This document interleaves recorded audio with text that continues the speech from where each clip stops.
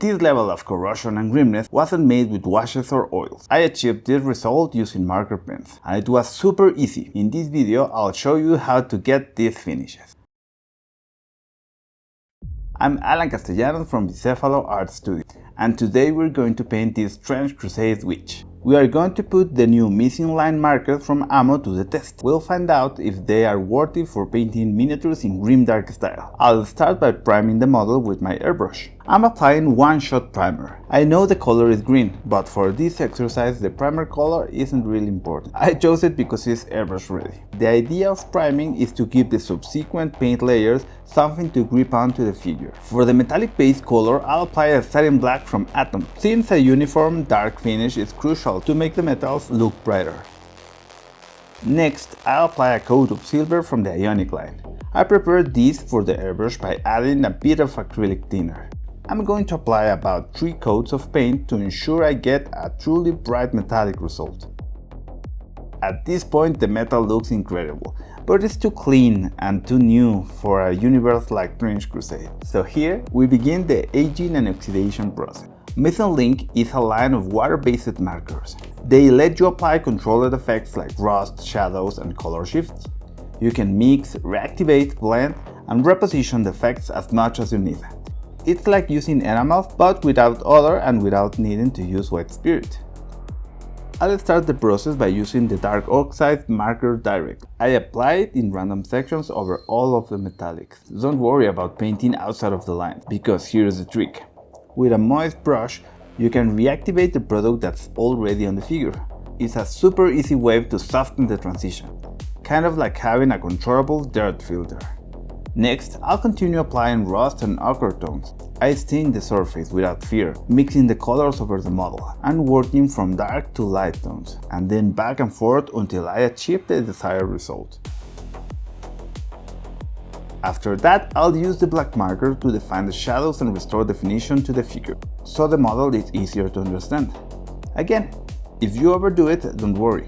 This product is all about applying, mixing, reactivating and blending. Everything is super straightforward and easy thanks to the short drying times and the precision of the tips. With all the filters in place, it's time to varnish with a gloss finish, so we don't kill the metal sheen. You only need to apply a thin layer with an airbrush. Just remember that the tones of the pigments will look way more intense once varnished. With the model dried and protected, it's time for the next step, the lock and load pigment carrier. This is a system of interchangeable pigments with a ton of colors to create bright rusty effect. By rubbing it on the piece, I deposit pure pigment of an oxide color. This creates a physical, powdery and super matte. It's a perfect tool for creating oxidation details and wear effects on your figures.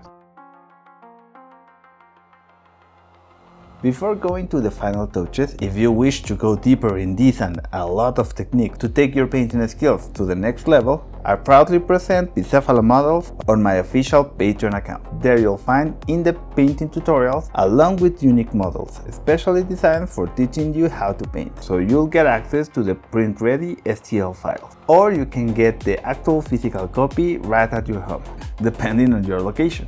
The idea is that you can learn with me, step by step and in the same model.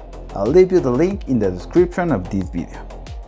Before the final touches, we need a little of contrast. We'll paint the fire on the bomb starting with a pure white. I make sure to cover all of the fire elements, being careful not to touch the body of the bomb. Being careful to not touch the body of the bomb.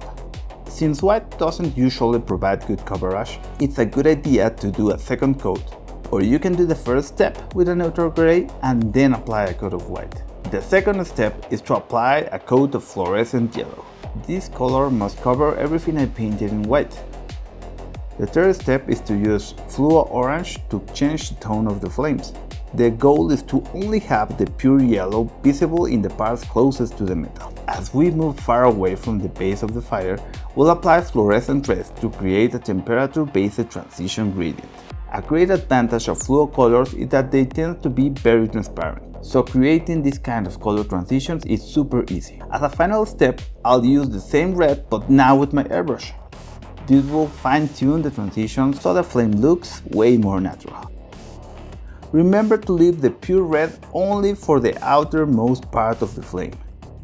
I also applied a little bit on the hand, so it looks like an OSL. And that's it. This is the final result.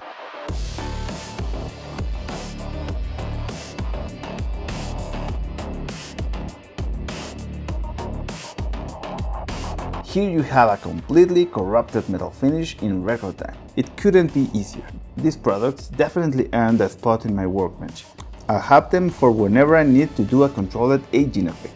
They are a super practical option for achieving these kind of effects, especially if you are not a big fan of enamel. Of course, I want to thank Ammo for sponsoring this video. And if you liked it, I'll leave you a whole playlist of painting tutorials right here.